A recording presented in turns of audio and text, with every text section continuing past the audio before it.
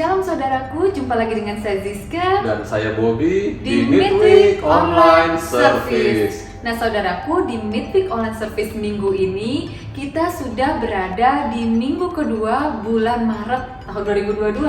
Tidak terasa ya Pak Bobby, perasaan baru saja kita merayakan tahun baru. Iya, sekarang sudah mulai pertengahan tahun ya. Pertengahan tahun.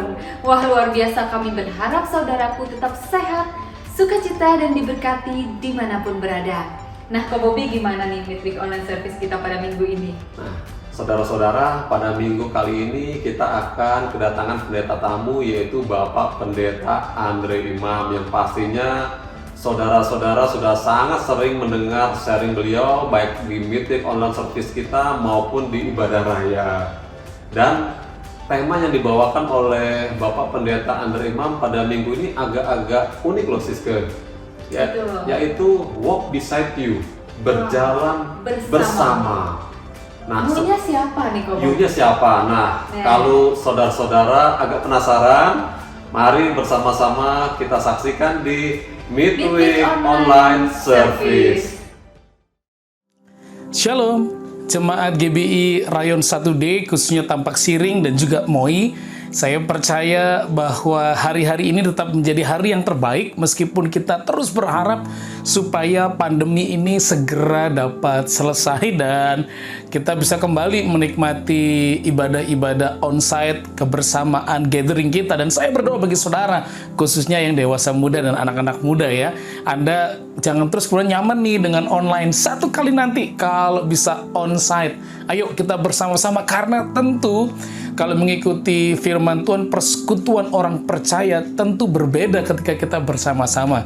Tapi hari ini pun saya tetap percaya bahwa berkat Tuhan tetap turun bagi setiap saudara semuanya yang buka hati, terima kebenaran, terima rahmat Tuhan. Wow, haleluya. Hari ini saya ingin mengajak saudara untuk berbicara kebenaran firman Tuhan dengan satu tema ya, kira-kira saya ambilnya begini judulnya ya, Walk Beside You. Sekali lagi, Walk Beside You, saudara ya. Nah, ini apa ya? Jadi tema ini berdasarkan apa yang saya lihat, saya alami, saya perhatikan dalam 1-2 bulan terakhir, saudara ya.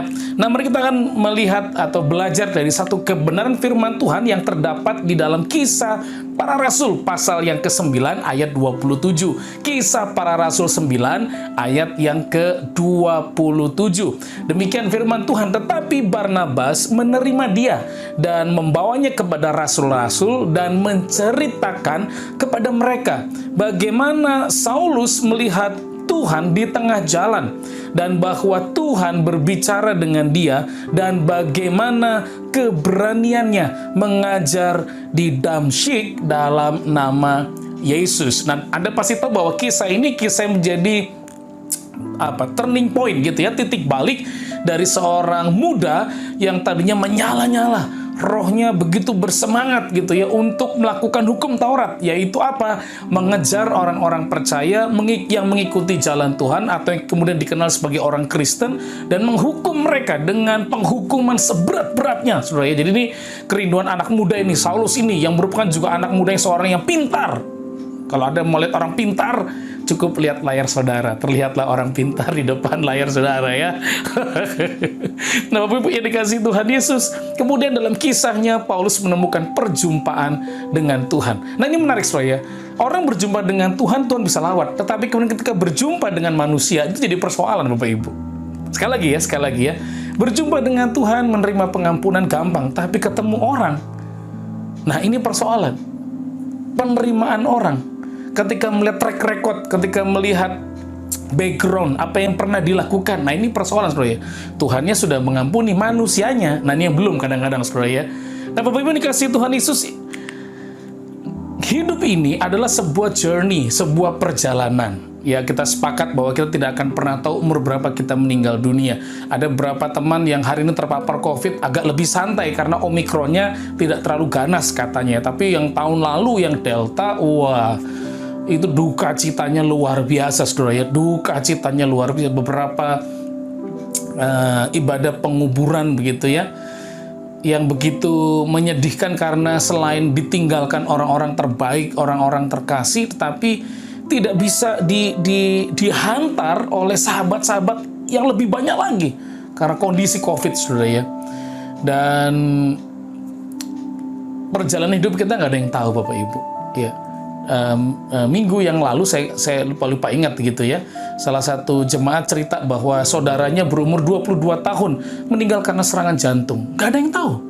Hidup ini kita sama sekali ada yang tahu. Hidup ini sebuah perjalanan. Dan dalam perjalanan yang panjang ini, kalau mengikuti pepatah Afrika, saudara ya, mengatakan demikian. Kalau kamu mau jalan cepat, jalanlah sendirian. Tapi kalau kamu mau jalan jauh dan lama, maka berjalan dengan seseorang. Jangan sendirian. Karena kenapa? Kalau jalan sendiri, Anda kelihatan cepat, hebat, tapi lelah. Mudah capek dan mudah kemudian menyerah. Tapi kalau mau perjalanan panjang, wah itu perjalanan bersama dengan teman. Jadi ingat sebuah kisah waktu katanya di New York, saudara, pernah kejadian tuh mati lampu yang agak mengagetkan katanya. Mati lampu dan kemudian tidak seperti biasanya. Ini kan New York itu kota yang sibuk begitu ya. Mati lampu semuanya. Yang jadi persoalan adalah mereka yang tinggal di apartemen. Nah kan persoalan, saudara, kalau kita yang tinggal di tanah datar begini ya enak, saudara ya. Tapi yang apartemen jadi persoalan. Jadi hari itu beberapa teman katanya bingung, waduh ini kalau lantainya 22 naik gimana, ini nggak biasa olahraga. Tapi ya sudahlah, akhirnya mereka mereka rame-rame 4-5 orang gitu naik ke atas, saudara ya. Naik ke atas capek, tapi kan ada yang bercanda, ada yang menghibur, ada yang berkisah, ada yang cerita sedih, ya kadang capek berhenti, kadang tertawa begitu ya, kadang terus ingat satu lagi, terus bercandain yang lain, jadi nggak terasa, saudara, itu naik tangga belum, tapi nggak terasa sampai ke atas, saudara, naik sampai di lantai itu, dan waktu mereka buka exit door itu, saudara ya, dan kemudian mereka menuju ke ke pintu apartemen itu. Wah seneng, nggak nyangka ya nyampe juga. Dan pemilik apartemen agak diem kemudian. Lu kenapa kok diem? Kok seneng dong? Iya. Kunci apartemennya ketinggalan di mobil. Wah itu mengagetkan kalau kayak gitu, saudara ya. Aduh, itu mah dilalah ya, saudara ya. Waduh, kok jadi begini ya. Tapi intinya, hidup ada dengan saya itu sebuah journey, sebuah perjalanan. Nah dalam perjalanan ini, khususnya di hari-hari ini saya perhatikan, saudara ya, ada banyak orang yang lelah dengan situasi keadaannya, kondisinya, entah karena sakitnya, entah karena merasa nggak ada kesembuhan, nggak ada kebangunan rohani, rasanya kok Tuhan nggak bekerja, kok rasanya promosi nggak datang, kok rasanya berkatnya itu aja, kok rasanya nggak ada perkembangan, ada orang yang lelah, saudara ya. Hari-hari ini juga ada orang yang sepertinya tidak tahu, mesti ngapain nggak ngerti. Udah, semua udah saya lakukan, udah ngerti lagi. Ada orang juga pada masa sekarang di tengah pandemi ini, di tengah walaupun kita bisa chat secara digital, tetapi bagaimanapun juga, ya butuh ditemani secara fisik, butuh berjumpa dengan orang itu sangat penting sebenarnya. Sendirian itu bahaya dan banyak orang hari-hari ini kelihatannya nyaman dengan chat, nyaman dengan Instagram, nyaman dengan media sosial, nyaman dengan hiburan-hiburan Netflix begitu ya, view dan yang lain-lain, tetapi ternyata bunuh diri kemudian. Karena nggak ada yang bisa diajak ngomong, saudara. Beda loh ngomong dengan chat, saudara, dengan ngomong langsung, melihat gayanya begitu ya. Karena kalau nulis di chat nggak kelihatan gayanya, ketawanya hilang. Bapak Ibu, hari-hari ini ada orang-orang yang juga ternyata saya temukan tidak hanya lelah sendiri dan mohon maaf bunuh diri. Kan menurut psikologi itu kenapa sih orang itu bunuh diri? Karena kelihatannya karena dia sendiri dan kurang diperhatikan. Nah, saya melihat beberapa berita di televisi gitu ya, orang bunuh diri, kaget juga sebenarnya. Dan saya juga melihat ada orang yang rindu untuk maju tapi bingung. Saya majunya apa? Kemampuan saya di mana? Saya nggak sanggup, saya nggak bisa. Nah hari ini ada banyak orang yang ternyata nggak bisa hidup sendiri. Dia perlu seseorang yang bisa berjalan dengan dia. Saya percaya Tuhan Yesus, Roh Kudus dijanjikan adalah berjalan dengan Anda, dengan saya. Oh itu betul, betul sekali. Tapi ketika Anda berjalan di bumi ini, ternyata butuh teman, butuh orang lain. Itulah mengapa katanya 5 tahun dari sekarang Anda jadi apa? Tergantung dari 2. 1, buku yang Anda baca. 2, dengan siapa Anda bergaul. Nah Bapak Ibu, ini kasih Tuhan Yesus, ini menarik nih. Roh Kudus menyertai, tapi nggak bisa dilihat. Yesus menyertai, iya. Tapi rupanya kita perlu orang-orang yang dapat menyertai, perjalanan kita yang bisa walk beside us. Atau sebaliknya, I will walk beside you. Saya akan berjalan di sampingmu. Nah, hari ini saya mengajak saudara untuk belajar seperti Barnabas ini.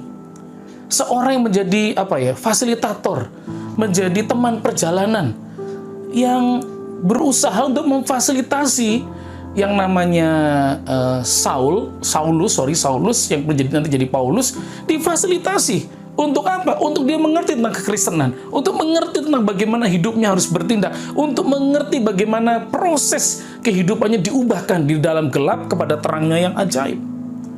Bapak Ibu, ketika kita menemani menjadi seorang yang berperan sebagai seorang fasilitator atau mentor begitu ya, atau seseorang yang walk beside you, orang yang berjalan bersama dengan engkau, bukan orang yang cuma menuduh, cuma kemudian waduh kamu kurang bagus, kata-kata yang kasar, bukan, tetapi membantu setiap orang yang melakukan journey perjalanan hidupnya untuk menemukan sendiri dan mengembangkan pengetahuan, talenta, kemampuannya melalui proses.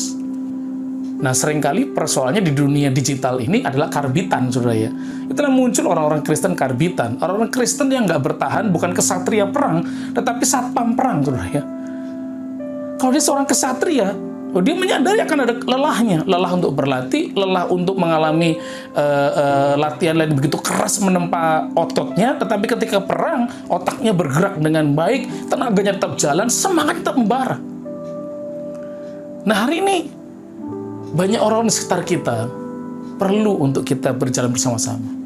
Orang di sekitar kita itu bukan hanya teman kantor, orang lain, teman gereja, orang yang butuh pertolongan datang pada saudara minta dikonseling atau minta dibimbing. Bukan, tapi mungkin anakmu, mungkin istrimu, mungkin suamimu, mungkin orang tuamu yang perlu untuk walk beside you. Tidak hanya Tuhan atau Roh Kudus, tetapi saya berdoa Anda dengan saya menjadi pribadi-pribadi yang dapat berjalan membimbing orang lain bersama dengan orang lain. Sudah waktunya kita nggak merengek terus, nggak minta tolong terus. Sudah waktunya bertahun-tahun jadi orang Kristen, taunya cuma tolong perhatikan saya, tolong bantu saya, tolong lihat saya, pastor, saya sendirian. Oh, sekarang saatnya Anda bantu orang lain. Karena kenapa? Berdasarkan teorinya dan hasilnya adalah ketika Anda mengajar orang lain, ternyata Anda belajar sesuatu, Anda jadi lebih baik. Ketika Anda menemani orang lain yang lemah, Anda ternyata dikuatkan. Ini menarik sebenarnya. Ketika Anda bisa memimpin orang, maka sebenarnya Anda sedang memimpin diri sendiri untuk lebih baik. Nah, bagaimana kita menjadi teman perjalanan yang baik, yang bisa walk beside you? Bagaimana menjadi teman perjalanan yang baik di sekitar orang-orang yang Tuhan percayakan dalam kehidupan saudara, mungkin bawahan kantor saudara, mungkin karyawan di tokomu begitu ya. Bagaimana kita menjadi teman perjalanan yang baik? Apa cuma menggerutu saja? Aduh, kamu sih kerja nggak bagus. Sudah tahu ini Indonesia melalui masalah perang Rusia Ukraina, itu ada persoalan, nanti kalau bomnya sampai ke rumah kita gimana gitu ya. Ini harga minyak goreng mulai naik, kamu kerja jadi tambah nggak benar. Atau apa yang harus kita lakukan, Bapak Ibu? Maka belajar dari Barnabas, Bapak Ibu. Mari kita akan menjadi teman perjalanan yang baik, yang bisa mengatakan aku akan berjalan bersama dengan kamu. Nah, pertama kalau kita perhatikan Bapak Ibu, yang harus dilakukan sebagai seorang teman perjalanan yang baik adalah belajar percaya kepada orang itu. Terhadap kemampuannya, pengetahuannya, sikap hidupnya bisa diubahkan, nilai-nilai yang bisa ditambahkan. Anda perhatikan, Barnabas memperkenalkan Saulus dan menceritakan, ini loh orang ini punya pengetahuan, punya karunia, punya talenta, nggak takut. Sementara banyak orang senior junior terbalik, senior junior terlalu tinggi, sehingga katanya kalau guru kungfu, guru silat gitu ya, punya 9 ilmu diturunin 8. Nah, kalau macam-macam ada ke-9 yang nggak diajarin, saudara ya. Nah, saya mau ajak saudara nggak begitu. Belajarlah percaya pada orang yang kita bimbing atau kita berjam pada anak-anakmu. Ya memang dia nggak ngerti hari ini anakmu. Wong hitung-hitungan aja susah masih saudara ya. Anak umur 7 tahun, 6-5 tahun, 3 tambah 5, hasilnya 12. Nggak tahu dari mana bisa 12. Tapi ayo percaya anak ini bakal jadi hebat, jadi luar biasa. Mungkin istrimu belum sepakat dengan engkau, suamimu belum sepakat, nggak ngerti-ngerti juga. Tapi belajarlah bahwa, percayalah bahwa pasti orang ini orang yang baik, yang bisa diubahkan. Karena kenapa? Ciptaan Tuhan yang sama. Dan ada Tuhan yang turut bekerja mendatangkan kebaikan. Sebagai seorang teman perjalanan yang baik, apa yang harus kita lakukan? Belajar menghargai, menghormati, dan support terhadap apa? Kelemahan dan kekuatannya. Kita pengennya teman kita berhasil terus. Yang kita bimbing, yang kita teman itu sukses. Loh, ada saatnya dia lemah. Ada saatnya dia jatuh. Ada saatnya dia nggak sanggup. Perhatikan, Saulus gagal karena dianggap mau membunuh. Saulus gagal masuk komunitas orang percaya karena dicurigai.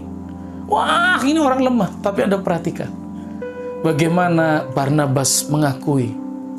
Barnabas memberi support, dorongan atau bantuan gitu ya, atau dukungan begitu yang luar biasa untuk orang bisa percaya kepada si Saulus ini yang kemudian dikenal sebagai Paulus. Bapak Ibu yang dikasihi Tuhan Yesus, kadangkala saya mendengar gitu ya kesaksian teman-teman saya. Saya ini jadi kayak begini karena beliau mempercayakan saya untuk maju. Saya dipercayakan ini tuh karena ada sahabat saya itu loh yang tadinya ya orang mungkin merasa saya nggak sanggup, tapi dia ngomong gitu. Saya ingat waktu masuk dunia motivasi saudara ya, itu karena sahabat saya almarhum Yosias. Itu yang ngomong sama saya, coba bro, masa kamu nggak berani? Ayo ngajar di kantor. Saya bingung saudara ya, biasa ngajar di gereja, bahasanya haleluya, amin, puji Tuhan, haleluya, amin, puji Tuhan. Masa saya bisa? Saya nggak ngerti. Terus teman saya almarhum itu terus ingetin terus, saudara, coba. Akhirnya saya berani nyoba saudara ya. Walaupun pada awal-awalnya suka bingung sendiri ya. Begitu kalau kita ngomong saudara kayak begini ya, ada amin gitu ya. Saya keceplosan ya di kantor, itu kan interfaith saudara. Ada amin, orang diam saudara. Oke, uhuy, baru uhuy. Saya baru nggak, ya ampun, ini bukan di gereja. Keceplosan saudara ya. Kadang-kadang sampai keceplosan, puji Tuhan. Salah. Jadi yang Kristen ngerti, yang nggak Kristen, loh, kok puji Tuhan saudara? Kenapa puji Tuhan begitu ya? Tapi saya bersyukur ada teman-teman yang menemani, menghargai, menghormati, memberikan dukungan terhadap kekuatan dan kelemahan. Oh, pernah kalah, pernah jatuh. Oh iya. Tapi ada orang yang support, menemani. Hari ini apakah engkau menjadi teman perjalanan yang baik bagi orang-orang di sekitarmu? Ya mungkin mereka lagi jatuh, lagi lemah. Mereka lagi tidak berdaya. Mereka lagi mengalami situasi pelik, situasi yang tidak nyaman, situasi yang menakutkan. Atau terus Anda memojokkan, makanya kuat dong, ayo bangkit. Barnabas menghormati, menghargai, berikan support kepada Saulus. Sampai bahkan kemudian diutus bareng-bareng, saudara. Diutus bareng-bareng.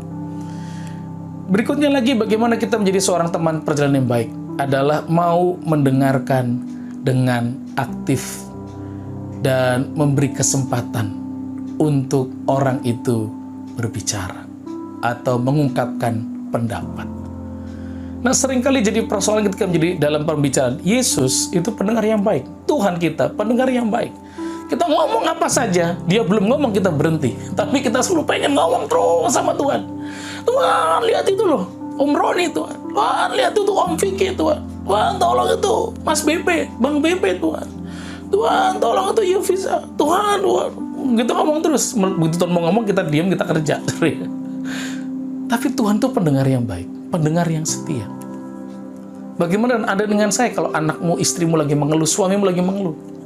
Ah, gitu aja nggak bisa. Itu loh, contoh Bu Jessie itu loh, kuat dia.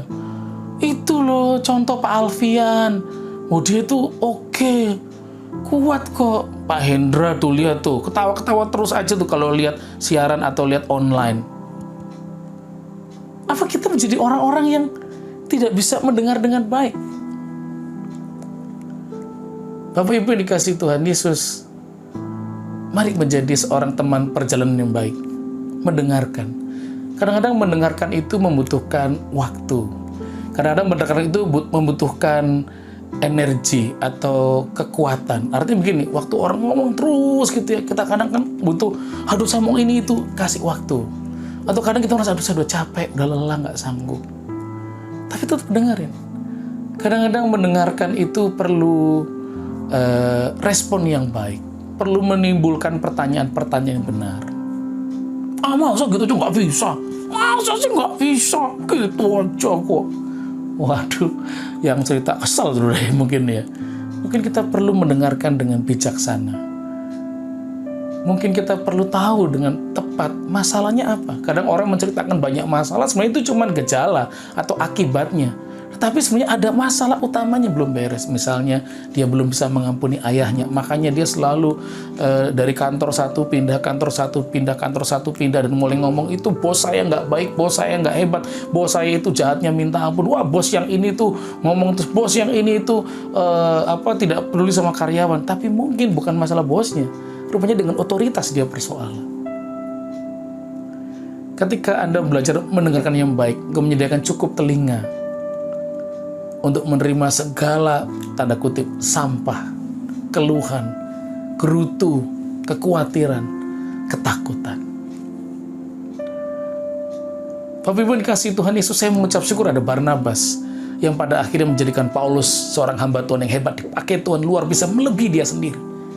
Dan bukankah itu sebuah kebanggaan Bapak Ibu ketika kita melayani perjalanan seorang yang ternyata kemudian jadi lebih hebat dipakai Tuhan. Saya mengakui ada orang staf saya dipakai itu luar biasa. Seorang hamba Tuhan namanya Pak Julius, bro ya. Dulu waktu muda di bawah saya, kita melayani bareng, ajak pelayanan Kalimantan, ikut doa bareng, doa puasa bareng, lihat kuasa Allah, melihat penglihatan-penglihatan di alam roh. Dan kemudian Tuhan panggil beliau, akhirnya kami berpisah. Saya ke Jakarta, beliau masih di Kota Malang. Terus kemudian dalam panggilan Tuhan yang luar biasa yang dia cerita, sampai merinding saya rasanya, saudara. Dalam panggilan Tuhan yang dia alami, dia rasakan, dia rasa dipanggil untuk ke Papua. Dan dia pergi ke Papua. Saya kaget, saudara.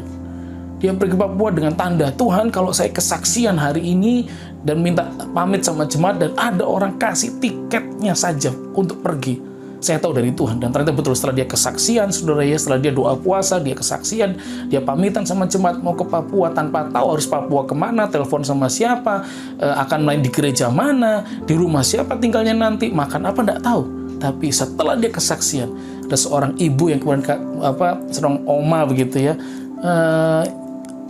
kamu ya nak ya yang tadi kesaksian, oh ya ini, aduh selamat yang melayani dan semuanya, dan ini tante ada berkat buat kamu. Oh dia tahun banget. Dan kemudian waktu dia cerita, pada inti sudah dia cerita pelayan Papua, dan sekarang mengembalakan sekitar ada 4 atau 5 gereja. Oh ini luar biasa sebenarnya. Oh saya bangga secara pribadi maksudnya, pernah berjalan menemani orang ini dalam kehidupan masa mudanya dan pengenalannya kepada Tuhan, dan belajar mendengarkan keluh kesahnya, ketakutannya, khawatirnya, kecewanya. Saya mengajak saudara-saudara hari ini sebagai teman perjalanan yang baik, perlu pendengar. Jangan jadi orang yang sombong, jangan jadi orang yang nggak tahu diri, jangan jadi orang yang selalu self-center, selalu diri kita yang diceritain. Ayo berhentilah bercerita, dengar orang lain bicara. Jangan-jangan temanmu yang selalu mendengar dirimu itu pengennya didengar juga. Pengennya dia diperhatikan, dianggap, boleh mengemukakan pendapat. Jangan-jangan anak-anakmu pengen diizinkan untuk bisa memberikan pendapat, bercerita tentang kegagalannya, dan diterima cerita kegagalannya tanpa merasa dipersalahkan kemudian. Saya mengajak setiap saudara jadi teman perjalanan yang baik. Apa harus kita lakukan? Maka teman perjalanan yang baik itu adalah orang-orang bersikap empati dan peka terhadap apa yang terjadi.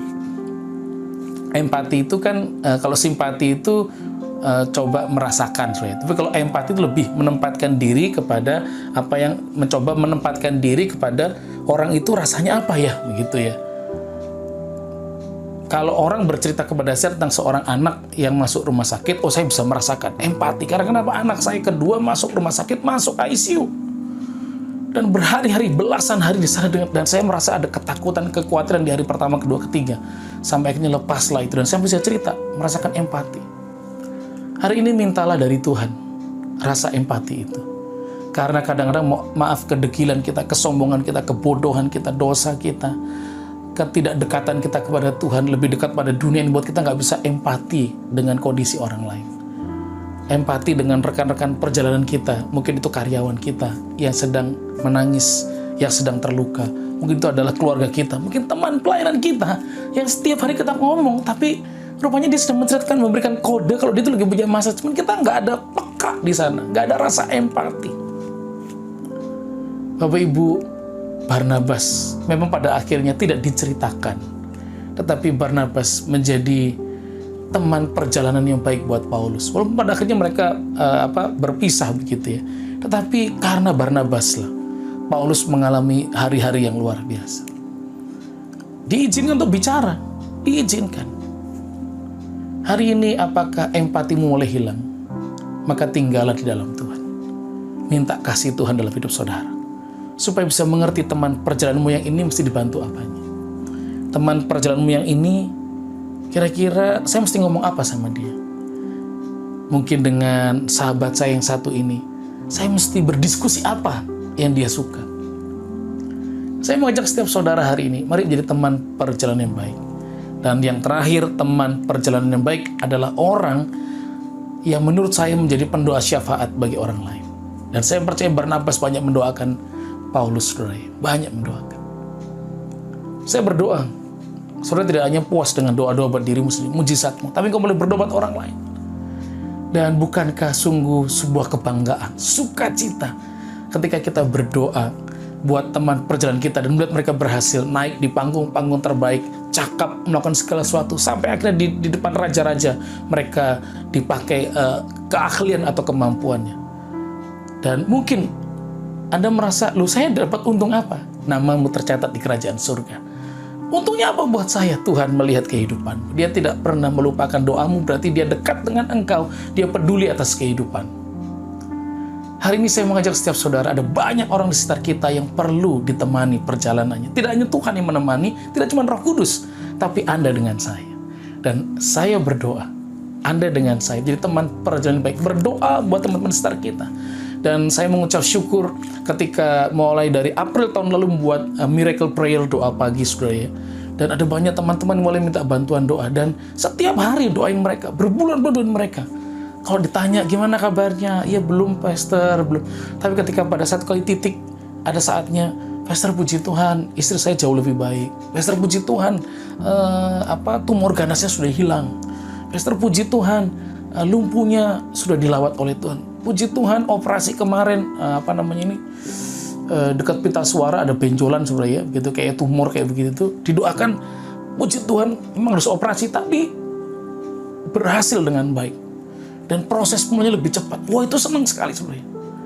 Ketika teman-teman itu merasa sendiri, capek, lelah, nggak tahu arah, nggak tahu jalan keluar. Tapi ketika ada seseorang yang menemani, bukankah dia akan semakin kuat? Dan jangan salah, ingat baik-baik. Dia sedang melangkah dalam rancangan Tuhan. Dan Anda dengan saya sedang bersama dengan dia menggenapi rencana. Wow. Memang tidak ada uang di sana. Memang tidak ada pangkat promosi di sana. Tetapi ada sukacita, ada gairah. Dan kita melihat teman kita berhasil. Bukankah itu kebahagiaan yang luar biasa? Bukankah itu perkara yang terbaik? Karena kenapa? Pada satu kali nanti kalau Tuhan buka sejarah hidupnya, maka ada orang-orang yang dekat dengan dia, teman perjalanan yang membuat dia mencapai destiny yang Tuhan rancangkan dalam kehidupannya. Dan hari ini saya berdoa, setiap saudara yang ada di tengah pandemi ini yang mendengarkan ibadah online service dari GBI Rayon 1D ini, Anda akan menjadi teman perjalanan yang baik. Dan gue berkata, kalau dalam bahasanya sepak bolanya Inggrisnya, kamu tidak berjalan sendirian, gitu ya. Aku akan selalu berjalan bersama dengan kamu. Tidak hanya dengan istri, dengan anak, dengan suami, tapi orang-orang yang Tuhan percayakan di sekitar kita, karyawan, bos, rekan kita, toko, karyawan pegawai di toko, atau mungkin rekanan toko yang lain, saudara ya. Mungkin customer kita yang datang di toko kita, atau mungkin vendor atau supplier kita. Saya berdoa setiap saudara hari ini menjadi teman perjalanan yang baik. Tuhan Yesus urapi setiap kami, berkati setiap kami menjadi teman perjalanan yang baik bagi setiap orang. Sehingga orang berkata, aku tidak sendirian karena ada orang yang berjalan di sampingku, melewati hari-hari yang sulit, melewati keadaan tidak menyenangkan, melewati duka cita, Bahkan ketika melewati sukacita, aku tahu ada teman-teman yang mengingatkan aku untuk tidak tinggal dalam kesombongan, tapi tinggal dalam kerendahan hati, mengucap syukur, memuliakan Tuhan, dan tunduk dalam rancangan Tuhan. Aku berdoa bagi hari ini Tuhan, bagi setiap Bapak Ibu Saudara yang melihat online service hari ini, baik tayangan langsung maupun juga tayangan ulangnya, Tuhan akan mengurapi, memberkati, menyatakan mujizat bagi hidup mereka. Sehingga ketika mereka kuat, ketika mereka berdoa, ketika mereka menguatkan orang lain, maka berkat diturunkan, anugerah mengalir, kasih setia turun, dan engkau dipuaskan dengan kasih setia Tuhan. Dan hari ini terimalah berkat daripada Tuhan, kau akan bertumbuh dalam kasih karunia Allah. Dan Tuhan berkati umat-Mu hari ini, kuatkan kami dalam nama Tuhan Yesus Kristus. Haleluya. Amin, amin, amin. Tuhan Yesus memberkati saudara, tetap semangat, tetap jaga kesehatan, tetap memuliakan Tuhan. Shalom. Nah, Siske, tadi kita sudah mendengar sharing firman yang sangat bagus yang dibawakan oleh Bapak Pendeta Andre Imam. Betul sekali. Tadi kan judulnya itu yaitu berjalan bersama. Ternyata dalam hidup ini kita tuh tidak hanya berjalan bersama Tuhan dan Roh Kudus loh, tetapi kita juga perlu teman juga untuk menemani kita. Betul, untuk menemani kita dalam perjalanan hidup kita menuju panggilan Tuhan ya Pak Bobi. Betul sekali. Jadi ternyata di dalam perjalanan hidup kita ini, selain kita perlu teman, kita juga perlu menjadi teman juga bagi orang lain. Betul, seperti contohnya tadi Barnabas dan Paulus, betul sekali. Yang saling melengkapi untuk menggenapi rencana Tuhan di dalam hidup kita masing-masing ya Pak Bobi. Betul sekali ya. Di dalam hidup kita, selain kita butuh teman, kita juga harus memberikan diri kita, membagikan diri kita menjadi berkat orang lain dalam perjalanan mereka masing-masing ya Pak Bobi. Amin. Nah, begitu juga teman-teman, terima kasih sudah menonton Midweek Online Service bersama saya dan Siske. Betul. Kami juga ingin mendoakan Bapak Pendeta Andre Imam agar selalu diberkati dalam setiap pelayanannya dimanapun beliau berada. Dan juga terima kasih sudah mendengar dan melihat Midweek Online Service ini, dan sampai bertemu kembali bersama saya dan Siske di Midweek Online Service yang berikutnya. Tuhan Yesus memberkati. Prayer request and praise report. Saudara dapat mengisi permohonan doa saudara dengan melakukan scan QR Code yang muncul di layar, atau saudara juga bisa ketik link URL pada browser laptop saudara atau pada smartphone saudara. Doa yang dijawab oleh Tuhan, saudara juga bisa menuliskannya pada praise report, dan itu pasti akan memberkati kita semua.